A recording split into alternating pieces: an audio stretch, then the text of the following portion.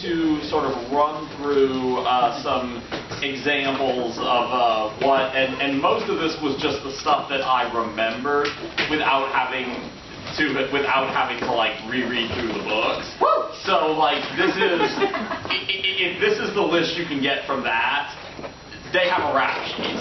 So I'm going to run through, and then at the end, you know, we'll throw out some questions and comments. So with Philosopher's Stone, we only meet Draco. We hear Lucius get referenced. Interestingly, I don't think it's explicitly mentioned that Draco's mom is in the picture until Goblet of Fire. I could be wrong about that, but I think he only mentions his father. So that's correct. Oh, cool. Yes, I thought I was correct about that. So I remember the first thing you notice here is, you know, Harry doesn't really, I was talking about this with some people the other night, Harry doesn't, whatever biases he has about Slytherin, that doesn't really impact his initial interactions with Draco that much, because the reason that he dislikes Draco early on is, first, they're in Madame Malkin's robe shop, and Draco starts just randomly insulting Hagrid, and you know, some of it has elements of classism. We later find out there's probably like anti-giant bigotry in there, but you know, Harry is very protective of friends, so that sort of sets them off on the wrong foot. But then, you know, Harry keeps things civil, you know, through that conversation. Then where the fur really starts to fly is, you know, once again, you know, it comes down to Draco insulting one of Harry's friends, and it also, you know, once again, this is going to be a recurring theme. A lot of Draco's insults, I've noticed, really veer into classism. Like, if you've noticed, like, when in doubt, that when he's looking for something to insult somebody over, his go-to is "you're poor." You know, like that's basically like that's basically his go-to. So he picks a fight with Harry and Ron on the train, and you know, he starts insulting the Weasleys. He's insulting Ron, and you know, Harry gets honestly in that scene kind of protective of Ron, and that's kind of where things go off the rails, you know, really with Harry and Draco. But one thing I will also note here is Draco's being pretty aggressive in this scene. Like, Harry and Ron aren't really looking for a fight, but Draco, and this is a recurring theme, Draco, if you notice, he's mostly aggressive when either he has a numerical advantage or he can get somebody off guard. And so that's kind of what you see here, where he's, you know, he's being very aggressive and cocky with Harry and Ron because he's got Crabbe and Goyle with him. So it's a 3-2 advantage. So then the third thing that you notice in Philosopher's Stone, and this is something that I've noticed gets overshadowed in fan discussions a lot, because it gets overshadowed by Harry got a broom and got to be on the Quidditch team, and that violates the rules about first years. What gets kind of lost in the shuffle is that the chain of events that results in that involves Draco trying to commit theft multiple times. You know, so Draco, he gets very fixated on Neville's member-all. And what's interesting about it is, it's a very Draco thing, he mostly seems interested in it because it's Neville's. Like, he mostly he almost has borderline kleptomaniac tendencies in this scene, because you know he could probably just ask his parents for a member-all if he wanted it, but it's kind of like there's some element of, I've got to have Neville's, you know. So he initially tries to steal it in the Great Hall, and McGonagall intervenes. Then he tries to steal it during Quidditch practice, which is what leads to Harry getting on the broom. And, you know, it's interesting, like, you know, Harry gets, you could argue, gets special treatment in that scene. Draco also avoids punishment for not only getting on the broom when he's not supposed to, but attempting to steal something twice. The most mild thing Draco does in Philosopher's Stone is, the trophy room thing that we talked about, where he tries to sort of set Harry and Ron up, with a duel, where they go to the trophy room, Malfoy and Crabbe aren't there, and they're trying to get Harry in trouble. That's, and by extension Ron, that's like the mildest thing Draco does, but then he quickly goes back to much nastier behavior. Like, he not only keeps making derogatory comments about the Weasleys being poor, but he also, when he's angry that his team loses, or that Gryffindor wins in the Quidditch game, Draco's not on the team at that point, but when he's angry that Harry's doing well at Quidditch, the narrative mentions that he starts taunting Harry about the fact that he's an orphan. So again, Draco likes to go for the jugular. And then another thing that showcases that when Draco thinks that he has an advantage, he's very aggressive, and this becomes kind of a recurring theme. You find at one point that he's just attacked Neville and left him immobilized. Just until somebody else shows up to sort of reverse the spell. So Draco, he's definitely got bullying tendencies, and he has trouble doing it effectively with Harry because Harry's honestly just not like with Dudley. Dudley can pick on Harry effectively because of the size advantage. Within Draco doesn't have as much of like a physical fighting advantage, and Harry quickly becomes the better duelist. So Draco's kind of an ineffective bully with Harry, but with characters like Neville, who are at more of a disadvantage, you can see that Draco has a really nasty bullying streak. So when we get in Chamber of Secrets, we are introduced to Lucius. So as far as stuff that Lucius does, so Lucius, and Chamber of Secrets is where we first start learning about pureblood supremacy, pureblood supremacism. And so we determined that Lucius has raised Draco to be very racist. And this ties in with the fact that even his criticism, and it's funny because I'm a big fan of sort of keeping family drama in the family. But what's funny is that scene in Chamber of Secrets where Lucius is sort of airing the grievances about Draco not getting as good a grade as Hermione, and they're discussing it in a public setting, and Lucius is making comments to, I can't remember what the name of the guy in the store was. Was that Borgin? Borgin. Okay, Borgin, yeah. It's funny because that sort of foreshadows, which was not a thing in the 90s when this book came out, but it sort of foreshadows the thing now where like everybody is like posting about family drama on Facebook. It's funny how that kind of foreshadowed that, because I'm a big fan of not airing family drama like that. But even in that, even in that context, it takes on sort of a racial aspect because he's doing a comparison to another kid, which is a big no-no. But he's specifically saying it's bad that you didn't do as well as Hermione because she's a Muggle-born. And you should be doing better than a Muggle-born. So he can't even just say, your grade should have been better. It's got to be compared to somebody else, and it's got to be compared to a Muggle-born, because this is your brain on racism. He also gives Ginny, Lucius gives Ginny Tom Riddle's diary, which it's mostly through dumb luck that this doesn't result in her, a bunch of other students, and Mrs. Norris, who, we may not like her, but she is a cat. It's not her fault that her dad is an asshole, but like,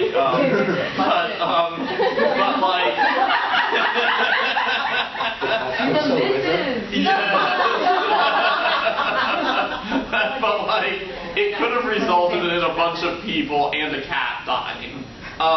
It does actually result in a bunch of roosters dying. Because the roosters are getting killed. That's like Ginny at night, right? She's like... yeah, but it's a result of the diary. That team, wasn't it? Now, there's a deleted scene that actually calls it out. Yeah, it's just like Calls Buffalo it like out. killing all the chickens, right? yeah, you know, and yeah, I mean, yeah, R.I.P. the roosters. So then, what we see with Draco is, you know, now Draco, you can argue about how much he's comprehending exactly what he's saying, but he is not only engaging in, so he is engaging in racist taunts and harassment of Hermione, but he's also taking pretty conscious joy in the idea of people dying based on their Muggle heritage. Now, I will just say this. Draco, again, you know, Half-Blood Prince implies that, like, he's more enthused about murder in the abstract than in practice, but at the same time, like, a 12 to 13-year-old kid, you know, we're not talking about a 6-year-old where they're talking about, like, wanting to kill people and they don't even understand what that means. He's 12 to 13 years old. He probably does have some understanding of what he's talking about, you know, when he's saying that, you know, because at one point he literally places a bet, like hoping, you know, that the next Muggle-born student dies and that he's sad that Hermione has survived, you know, and at that point, again, like, she's barely alive, so I think on some level he knows what he's saying. Now, this is more of just like sort of I'm going to give a couple milder examples, you know, and then we'll get to a really kind of dark thing that involves the whole Malfoy family. So, one of the things that is kind of interesting, I'm mostly bringing this up because it involves a double standard for both Snape and Lucius involving classroom safety. So, one of the things that it's referenced, and I didn't notice this until I was looking back at one of the scenes, is that it's actually established, and what really kind of got me thinking about this was you hear the argument sometimes that, you know, Snape is mean to Neville because he's worried about classroom safety. One of the things that sort of takes that argument and pops it like a balloon is that it's actually established in Chamber of Secrets that Snape just lets Draco screw around in potions class by doing stuff like flicking fish eggs at classmates, which, if you apply that logic, is actually kind of dangerous. And that also sort of, you know, we'll see this with Prisoner of Azkaban, it also sort of establishes a double standard involving Lucius because, you know, Snape is not enforcing classroom safety when it comes to saying, you know, hey Draco, quit messing around in potions class, that, you know, that's dangerous, you could, you know, it could be an accident. But then, of course, as we'll see in Prisoner of Azkaban, when there's a safety issue involving Hagrid's class, you know, Lucius makes a very big deal out of it.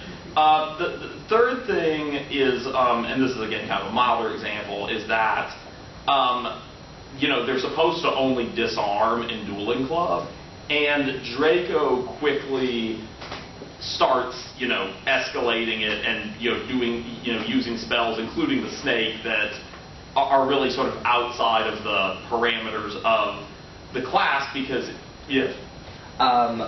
So the Serpent Sorcerer spell, he does that at Snape's explicit instruction. Like, before he casts Serpent Sorcerer, like, Snape is like whispering, like, cast the snake spell, and then he does. So I feel like that one thing, that's more on Snape telling the 12-year-old what to do. I would agree with you there. Yeah, I would agree with you there. And you know, it really also just kind of ties into the fact that Snape's whole thing with Harry's safety does seem a little inconsistent sometimes. You know, no, you're right about that. Yeah, we want him alive. We want him expelled and unsafe, preferably maimed, but alive. Yeah, it's like think about him alive, but not alive and well. Yeah. Yes. Yes. I wanted to address sort of a question that I had about the general thesis that you have. To what extent do you believe that Draco's pureblood supremacism, as we see it in the first book, second book, third book, let's say, is informed simply by replicating what his parents are doing, and sort of an understanding and acculturation that he has of, like, this is how people socialize, because this is how I've seen people socialize in the society I grew up in, versus I actually genuinely believe that these are subhumans, and therefore they are worthy of persecution, right? I feel like Draco maybe by book 5 or 6 has established it. I'm not sure that that's what he feels in books 1 and 2. How would you address that, sort of? So I think it is a combo of he's definitely very heavily influenced by his upbringing, but I also think the amount of enjoyment that he's taking in the idea of Muggleborns dying really kind of comes off like he does legit believe this, but like would he believe it if he had a different upbringing? Probably not, you know, so I think it's some of column A and some of column B. Does that answer your question? Or? Yeah. Oh, cool. And then the final thing with really that we see with Chamber of Secrets is the overall treatment of Dobby by all the Malfoys, even by wizarding standards, seems to be pretty brutal. You know, we see this, like, one thing that's honestly, you know, kind of, one thing that we see kind of as a frame of reference for this is that Sirius really dislikes Kreacher. And they have a very toxic dynamic, but Sirius doesn't get as vicious toward Kreacher as the Malfoys get to Dobby. I mean, the level of abuse that they put Dobby through, where Dobby is literally having to severely physically punish himself when he thinks he's defied them, and the fact that, you know, that Lucius, you know, starts, because I do believe he is kicking Dobby in the book, right, before he frees. Yeah, I mean, that even by wizarding standards with house elves seems to be, you know, kind of more on the, I don't want to say unusual, but more on like the end of brutality for brutality's own sake. Now, when we get to Prisoner of Azkaban, one of the, you know, things that, you know, we talked about this a little bit with the Quidditch game. You know, Draco really seems to take joy in the fact that Harry is extra susceptible to Dementor attacks, even though, you know, presumably he has some concept of how dangerous Dementors are. The other, you know, thing is, of course, you know, that he, I mean, well, we don't know how much he knows why Harry is extra susceptible, but like, given some of the things he said about Harry's family, I don't think he would care, you know. But one thing that we see now, you could definitely criticize Hagrid and Dumbledore for the fact that they have hippogriffs in the classroom. I've also seen counter arguments about, because of how easy it is to heal injuries and the fact that Hagrid can wrestle hippogriff, but regardless, you know, regardless of how irresponsible or not it was to have the hippogriff there, Draco is given pretty straightforward instructions about, okay, just don't insult the hippogriffs. And Hagrid says, you know, it might be the last thing you ever do if you try that. Now, Draco really just seems to go out of his way, and this is a red flag in my opinion. You know, if somebody's being an asshole to animals, like that is for no clear reason other than just they enjoy it. That is a red flag of a lot of other unsavory behaviors. And, you know, Draco, it's not clear exactly what his motive here with insulting Buckbeak is, because it is stated that, you know, it looks like him, Crabbe, and Goyle are having conversations about how they can best disrupt the lesson. But I'm also not sure that Draco, you would think if he actually planned to have the hippogriff injure somebody, you'd think he would have tricked Crabbe or Goyle into, you know, having it happen to them, rather than himself. Like, hey, Crabbe, it would be really funny if you insulted Buckbeak. So it's not clear if he just wasn't paying attention, or if he, you know, just got so overconfident of, you know, oh, well, I know Hagrid said it's dangerous, but I can do, you know. But in any case, he's being mean, really for the sake of being mean, and where it gets really off the rails, because it's one thing, you know, to say a dumb thing, you know, do a dumb thing, but then after he gets hurt, you know, Madame Pomfrey is able to heal the injury almost instantly. despite this, he exaggerates the scope of the injury to get Buckbeak killed for something that, regardless of how you slice the blame between Hagrid, Draco, Dumbledore, any combo, it's not Buckbeak's fault.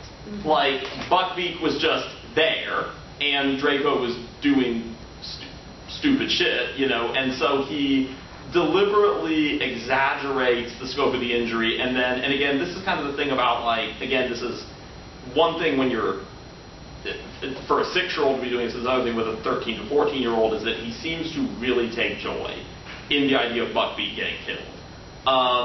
You know, he also, you know, not only mocks Harry from thanking for the Dementor attack, and, you know, mocks Ron for his family's poverty, which again is like Draco's go-to, but then he also tries to make Harry fall off his broom, despite knowing that this required him to be hospitalized the last time it happened. And, you know, so he's got that violent streak, and he's at the age where it's like, the frontal lobe is not developed, but like, I think on some level he understands, you know, this is, somebody could get badly hurt here. Now with, yes? Sorry. So when you say violent streak, just to clarify, we never see Draco committing violence or enjoying it. Like, he doesn't care if violence happens to people, but I think we very deliberately don't see him, like, actually trying to hurt Harry, actually trying to, you know, like, physically do anything to him, because we don't see him enjoying that, unlike his family. Trying to curse Harry on multiple occasions. Curse, yes, but not, like, actively. That's pretty violent. Small potatoes. Yeah. He doesn't like punch him, but like... No, but there's a mental difference between melee combat and distance combat. Yeah. Depends what you mean by violence. I do think okay, like even in the human world, like most female murderers will use things like poison, which is more like distance, whereas more male murderers will do more violent hands-on activities like stabbing and strangling and shooting. And so I think Draco is more of like a distance murderer in that regard. But I do think context is important, because there's race and this is a culture where dueling through distance is the acceptable nomenclature. Like, that's the way that they are raised to behave. So it isn't going to have the same sort of statement on who Draco is as a person when he is raised to commit violence through magic versus raised to commit violence through, like, brute force. But even the way that he tried to kill Dumbledore the first 2 times were indirect. That's a statement about how his But that's also about, like, he does have, like, and not with Dumbledore, like, that is very indirect. Yes, With Harry, he has both indirect and direct intent to harm. I think it is, and you know, obviously, like, you know, at various points to various extents. But there are a number of occasions where, like, yes, he would have absolutely, like, had someone or other not intervene, use whatever violence spell against Harry. Like, certainly, you could say that's, you know, a little more distant still, but it's levels. and what are Crabbe and Goyle if not the threat of violence? The threat, yes. Yeah. Like, but Draco enjoys the idea of violence. He doesn't actually enjoy committing it.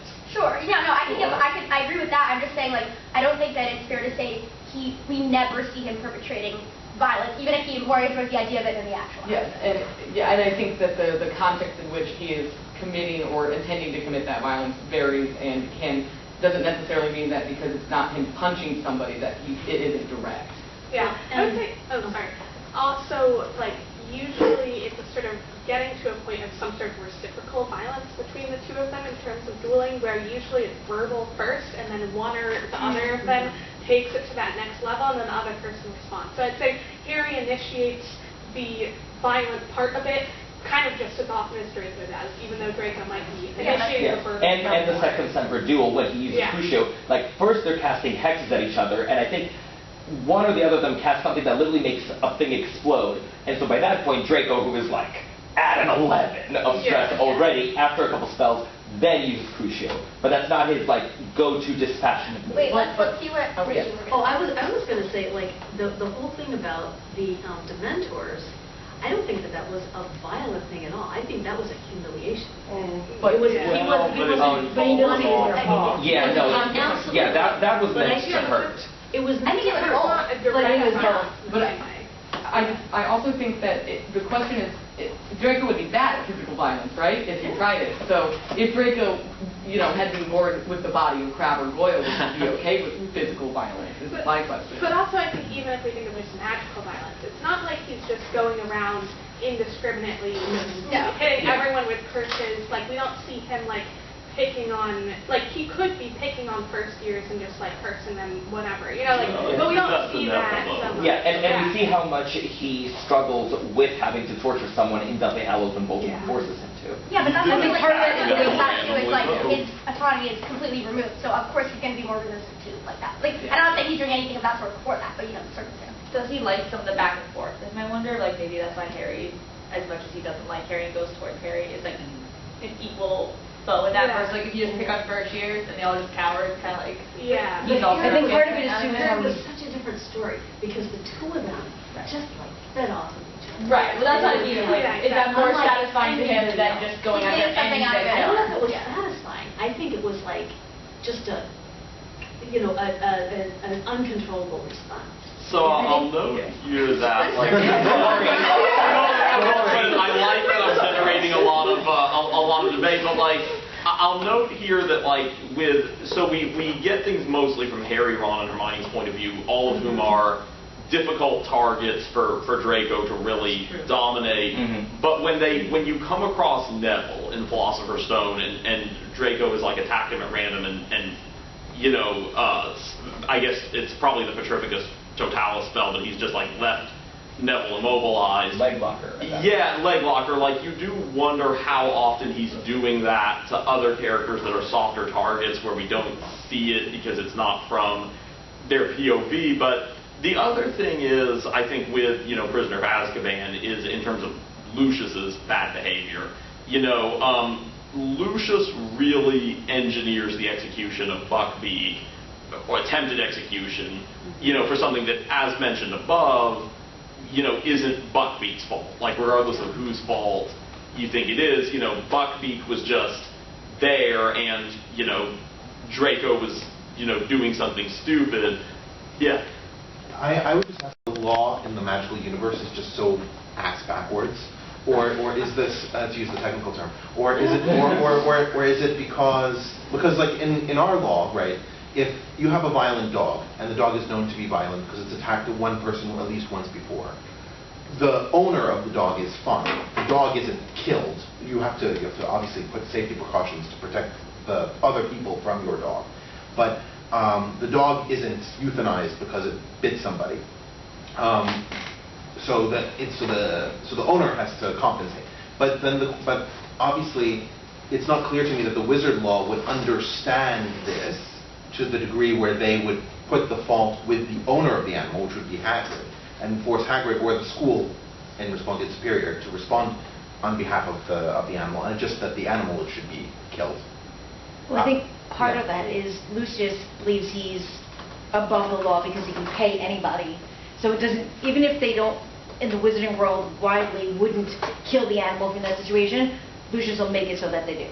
Sure. Because he can pay for it. And I think that's part of Draco's problem is he's so used to others doing his dirty work, doing things for him, that he'll have Crabbe and Goyle do his dirty work if he can. He won't directly do it because he's used to being waited on. Yeah, why bark if you have a dog? But wouldn't if the law were structured the way it is in the U.S., wouldn't it be more humiliating to force Dumbledore or Hagrid to make a public apology, to have to cordon off Buckbeak? Like this whole demonstration of, woe is me, Draco, I made Dumbledore, do all these things because, I was just lightly injured by this horrible animal. I think he just wants to hurt Hagrid. He knows that Hagrid's attached to Buckbeak, and so he wants to hurt him. Racism of it all. Yeah. Right. He's like, he wants to hurt him. Like, it's not just about Buckbeak. He doesn't want Hagrid gone. And like, I think it's also worth noting there that like, because to a point that somebody else made, it's not clear how the situation would be handled normally, like if it were any other student, because given that they can heal almost any injury instantly, it's not, I don't know that it would be normally seen as big of a deal, but it does seem like Lucius's, political gravitas played a role. But I also think, I don't think Hagrid or Dumbledore would feel that humiliated apologizing, because Hagrid was already super distraught, in that scene. about and already felt badly about Draco getting hurt. I really do think they wanted to really just inflict emotional pain, through which is what killing Buckbeak would do, because I mean it clearly is devastating to Hagrid, and I think that's kind of what they were going for. So in Goblet of Fire, Draco, in terms of bad actions by Draco, you see a little, so, and this is kind of where it gets into where I would argue a little bit more propensity for violence by Draco. So, and I apologize if I'm misremembering the scene, but when Draco gets turned into the ferret and everything, which bad, don't do that, but like, he does try to attack Harry from behind, again, because he prefers to have those physical altercations, I think, if he has an advantage where he can get the element of surprise. He's also, because of Harry's kind of precarious position with the Triwizard Tournament, he's able to be a bit more of an effective bully than he normally is, with the Potter Stinks badges, the, spreading around the gossip article from Rita Skeeter. He also, now this is a thing where he's unusually willing in the potions class where they fight to actually, like where he, in that scene, to an unusual degree, really wants just basically a straight up fight with Harry. And then it's interesting afterwards where Harry is willing to kind of just say, we attack each other. He doesn't say Draco started it, but he says we attack each other. Draco, is just trying to say, like acting like Harry just randomly attacked him. So he's definitely has, Draco has, I think, does anyone disagree that Draco has kind of a victim complex? Like he has a victim mentality of, everything is, like where he constantly thinks everyone's out to get him. I don't think that that moment, I haven't thought about the victim complex thing in general, but I don't think that moment is indicative of his victim complex. I think it's indicative of his lack of honor. Basically, like, Draco's not a Gryffindor, he's not going to, like, tell the truth or, like, do a fair fight. Like, he will say whatever he thinks needs to be said to get maximum advantage over Harry. So, like, it's not that he thinks Harry attacked him, it's that he's like, oh, if I say Harry attacked me, Harry gets in trouble. Oh, I think that's the motivation there. Uses privilege to his best Yeah, I think that he enjoys wielding the victim complex, but I don't know that he internalized it. I think it's a tool that is in his arsenal. Yes. I think the one place I see him sort of internalizing it, or I am interpreting in that way, is when he's in Borgin Burke and he's talking to his dad, and he's saying, like, it's not my fault that I don't have good grades, it's because all the teachers play favorites. It's like, Harry isn't even that good at Quidditch, he just, like, everyone thinks he's so whatever.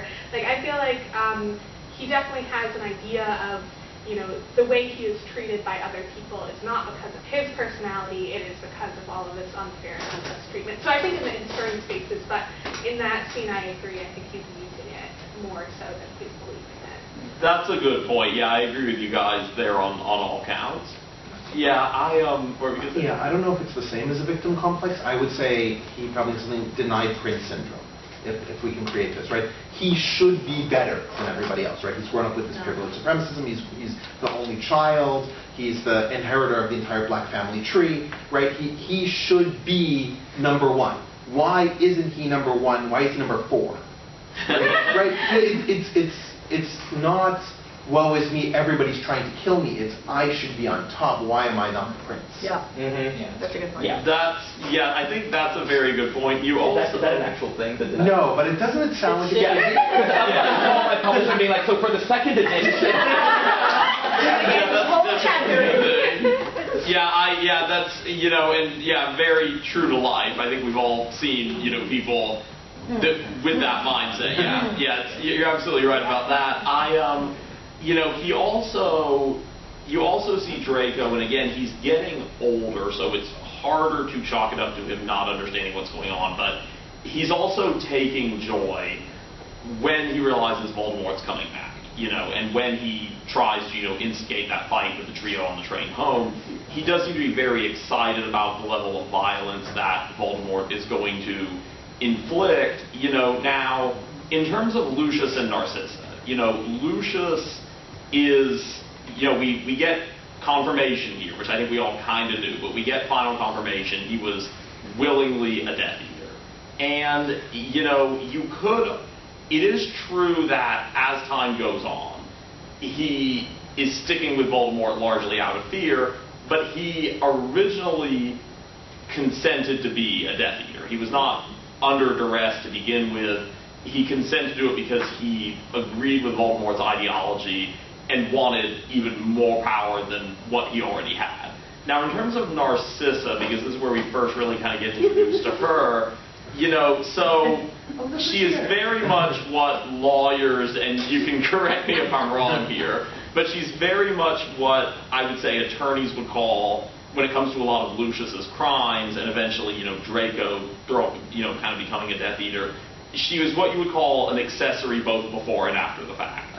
I think that's... But, and she also very much raises Draco to be hateful like Lucius does. Now, we do get the first indicator that while she is a rabid bigot, she does, when it comes to situations where maternal instinct comes into conflict with her ideology, the maternal instincts seem to override ideology, and the first indicator of that is when Draco says that she nixed Lucius's idea of sending him to Durmstrang because she didn't want him that far away from home, even though the ideology at Durmstrang would have been more in line with, what the Malfoys believe in. Now, in Order of the Phoenix,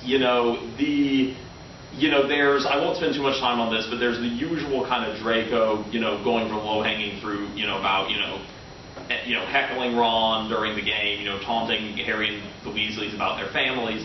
But you also see him, and you see him trying to do a 3-on-1 sneak attack on Harry, at the end of the book, which backfires because he happens to do it when a bunch of DA members are there, but it's kind of like Harry could have been in a lot of trouble if they hadn't been there. But one thing you also see is that when Draco gets a little bit of a position of authority, he really, as you talked about during trivia, really abuses his inquisitorial squad role.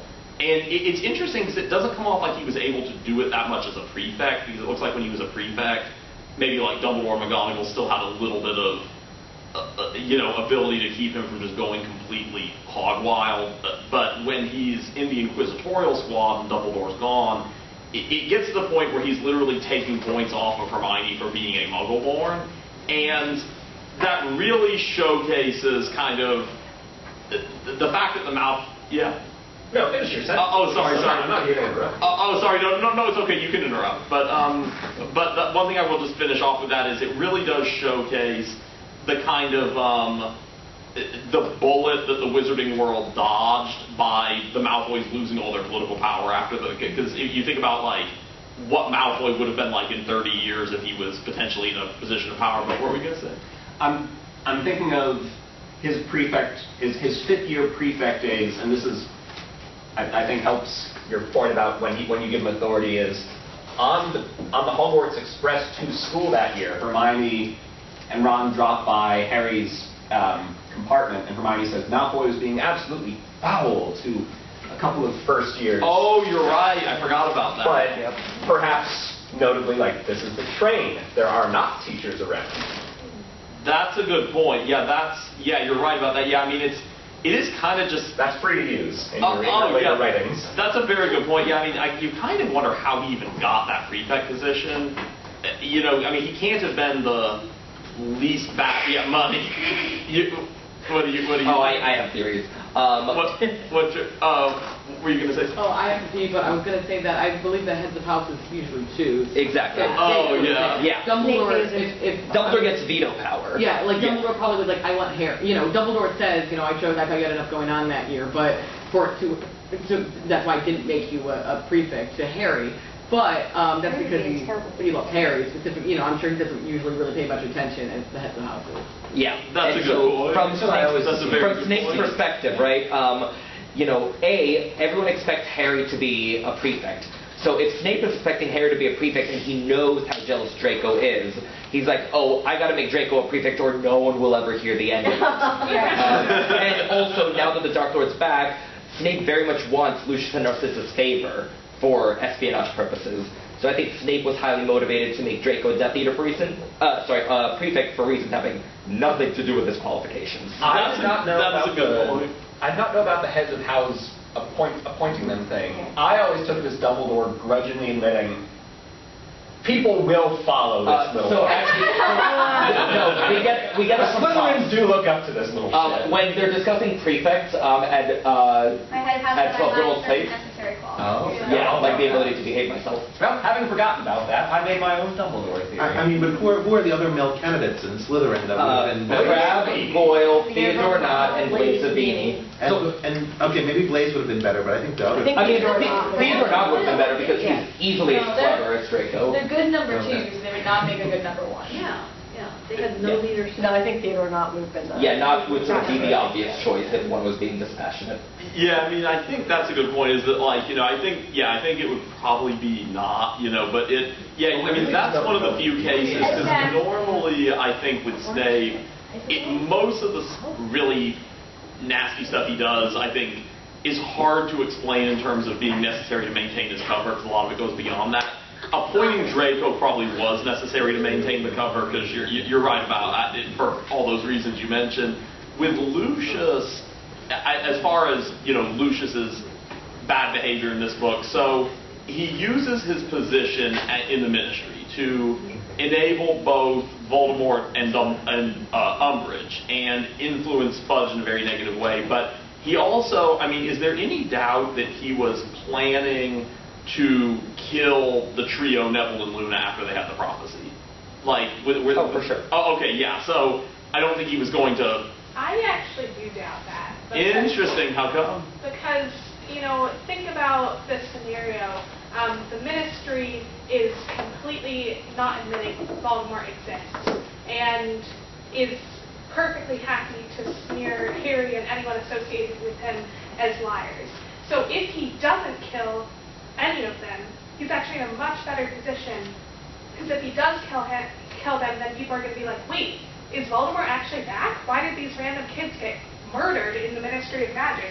So it makes everyone suspicious. Whereas if he doesn't kill them, they go to the Ministry and they're like, we got attacked in the Ministry of Magic, and the Ministry is just like, no you didn't, you're liars and you're looking for attention. Or was the notorious mass murderer Sirius Black? So I think it is much, much, much better for Lucius if none of them get hurt or murdered. I think he didn't expect all of them to be there. If it had just been Harry, it would have just been a handover and leave Harry there to take the rap for being caught in the Ministry. So, Interesting. Interesting. You're good at this. Yeah, that's a really good argument. Yeah, I could. So I'll put an asterisk next to that one. Now, as far as Half-Blood Prince, one of the things in terms of like Draco's violent streak that you see in here is, regardless of whether he was intending to kill Dumbledore, or like regardless of whether he actually intended the plans to work, he does almost kill Ron and Katie. Like, and along with that, that both makes Harry's, tailing him around Hogwarts throughout the year both more understandable and makes Draco's reactions to it very hard to defend. I'll just sort of break down briefly, when Draco attacks Harry on the train, and stuns him on the Hogwarts Express, and later on when they fight in the bathroom, in both those cases, they were in a common area. They were not. It was not a situation where Harry was invading Draco's personal dwelling. And in the, I'll just talk about with the bathroom scene specifically. They're in a common area of the bathroom. Harry did not crawl under Draco's stall. They're in a common area of the bathroom. What's more interesting?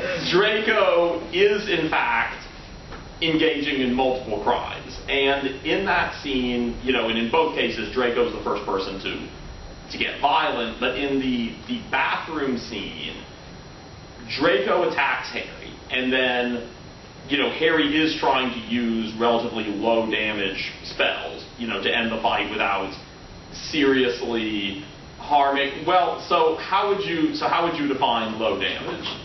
Would you disagree with that?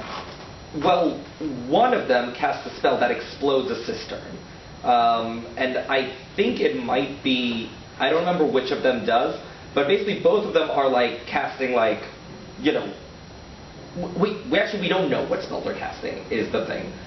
It doesn't say. But basically, I was never under the impression that Harry, was trying to, cast Expelliarmus and diffuse the situation. They're both dueling to, get each other. And they're going for blood. But Yeah. but I wouldn't say that Harry's actively trying to do really serious damage to Draco until Draco tries to Crucio him. And then at that point, Harry uses Sectum Sempra, but then at that point, once you use Crucio, that's kind of an all bets are off situation, I would argue. And it's also, I think, worth, pointing out that Draco did start the fight. They're in a common area of the bathroom.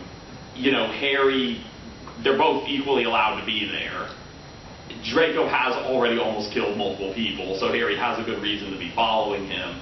And the analogy that, so Draco both starts and attempts to use an unforgivable spell, after starting the fight. And the analogy I would kind of give here is that Draco's attacking Harry in those scenes is not justified for the same reason that it's not open season on PIs. If they're trailing somebody in a public setting, you can't just if a PI is, trailing you and you're both in a restaurant together, you can't just attack the PI and then say, oh, he was stalking me. And then especially if it turns out you actually were committing the crimes, roughly speaking, that they were trailing you for. But you also see a little bit of kind of elements of Shades of Grey with, we don't see Lucius in this book, but you see elements of Shades of Grey with Draco and Narcissa in this book, where Draco is, he clearly is expressing misgivings about actually killing anyone. He willingly joined the Death Eaters, but now he is feeling in over his head. And he doesn't even really want to kill Dumbledore, clearly. And Dumbledore even kind of calls him on the half-hearted, nature of the murder attempts. Though nonetheless, as we talked about, he did almost kill Katie and Ron. He also, I think, is the most visibly horrified when Greyback, when Dumbledore brings up the fact, Greyback's probably about to bite your friends, and Draco, clearly didn't know Greyback was coming. You also see Narcissa showing concern for her son's life above loyalty to Voldemort and going out of her way to try to protect him. But then she also, taunts Harry about Sirius's death and shows no remorse about how she's raised Draco to be hateful, or about the massive numbers of people who've already been, or will be killed or tortured as a result of the movement that she supported. Now I'm going to sort of close out here with Deathly Hallows, in the last 6 minutes. So Draco, Lucius, and Narcissa all participate actively in Death Eater activities that could have, and in Dobby's case, do help result in loss of innocent lives. At this point, they're not deriving much joy from it, and they're mostly just trying to stay alive, but they metaphorically dug their own holes by willingly throwing in with Voldemort to begin with. And they don't show that much, well, I don't feel like they show that much remorse for their actions. Draco doesn't like doesn't like torturing people, but it seems like they mostly worried about themselves. That's kind of how, and At the same time, both Lucius, and you haven't really seen Lucius do this the way that Narcissa does, but Lucius and Narcissa both prioritize their son's safety above loyalty to Voldemort, which does help Harry to a degree. And this is in contrast to both Voldemort, who never shows compassion or loyalty to anyone else in this way, and to Bellatrix, who is totally fine with the possibility of her own nephew getting killed and has loyalty solely to Voldemort. It is interesting food for thought to consider whether or not they felt guilt about their misdeeds beyond just, oh God, I wish I hadn't done that. You know, like if they really felt much guilt, and or if they felt much gratitude to Harry for stopping Voldemort, or if they were just glad that kind of their own hide had been saved. Half-Blood Prince does suggest Draco felt some guilt, although it's unclear if this translates into gratitude for Harry. Like, it's not clear that Draco was, or any of them were really grateful to Harry. Lucius and Narcissa, it's much less clear to me how much guilt they really felt about any of this, and certainly it's not clear if they felt gratitude to Harry, but I'm just going to, in the last few minutes, sort of throw it out to the audience if anybody has any thoughts. I know that my take on the Sectum Sempra scene is controversial because I put like 99.999% of the blame on Draco in that scene, and I know that that's So, I can just look it up. So the way it goes is, is, where is it? So Malfoy casts a hex to begin with. Harry attempts Levicorpus. Malfoy blocks it and raises his wand to cast another spell. That's when the bin behind Harry explodes. Harry attempts a leg locker curse. That backfires off the wall, explodes something else. Then Malfoy tries Crucio, then Harry does Sectum Sempra. So Harry at this point is using the leg locker curse and Levicorpus. Malfoy casts a hex and a jinx, which we are told are fairly mild in terms of the damage they can cause. So Malfoy's third spell, once they are like actively dueling and shit is exploding, is Crucio, to which Harry responds with Sectum Sempra. So like, neither of them like, duels to kill from the word go, and also neither of them is, fully trying to diffuse or not cause harm. Okay, but have you ever been around teenage boys?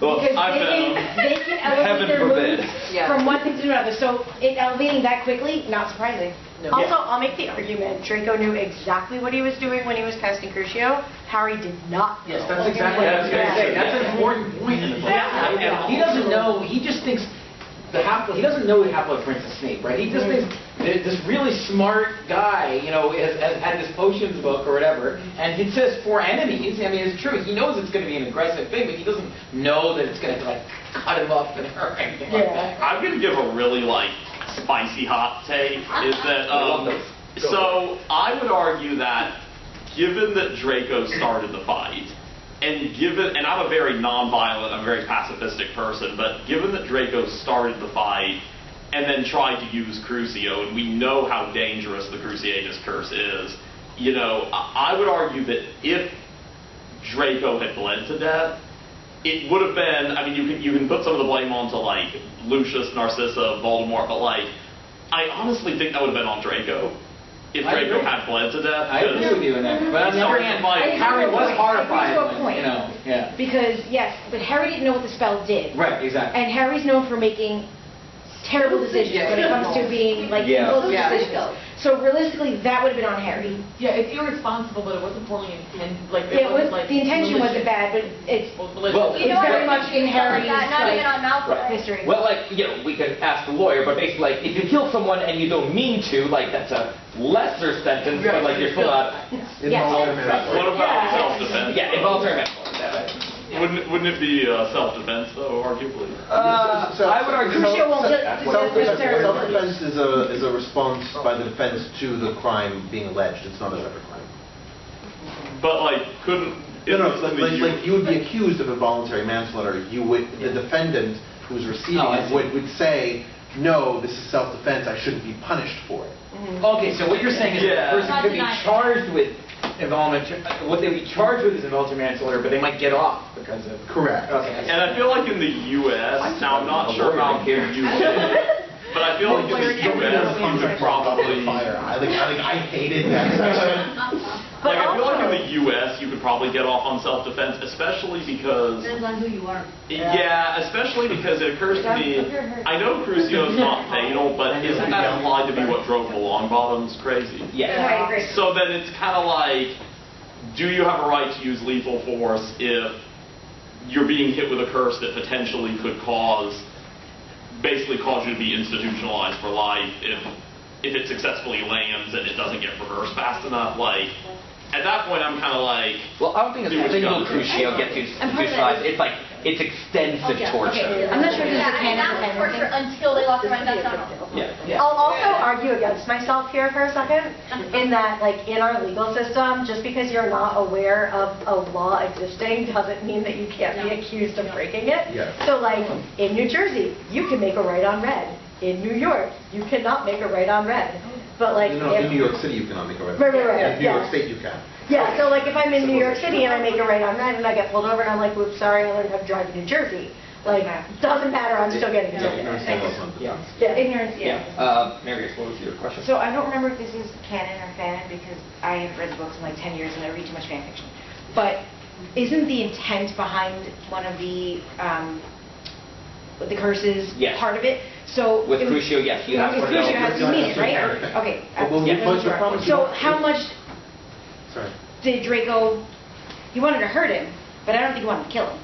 Yes, but we also don't know if Draco's Crucio would have worked. It was like, because you it know how doesn't strong land. it was, yeah. Yeah. But you really don't want to, you don't want to let them cast it. No, and then see, but I get what I you're think saying. Draco went to cast Crucio, regardless of how successful it would have been, not be still, Yes, no, he should have. Yeah. I'm not saying that. All right, sorry, Charles, including remark, because... Sorry, man, I didn't mean to go over. I'm very sorry. No, you're good. That was fantastic.